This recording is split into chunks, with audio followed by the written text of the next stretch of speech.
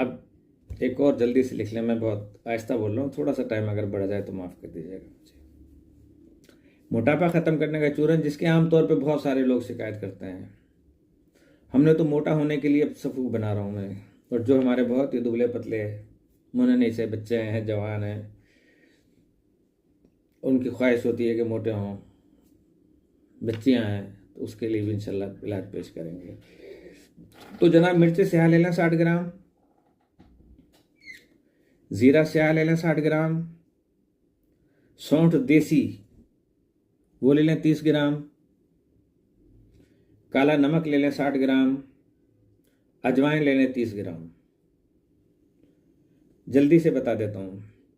मिर्च स्याह 60 ग्राम, ज़ीरा स्याह 60 ग्राम, सौंठ देसी 30 ग्राम, काला नमक 60 ग्राम, अजवाइन 30 ग्राम। किसी अच्छे पंसार से ले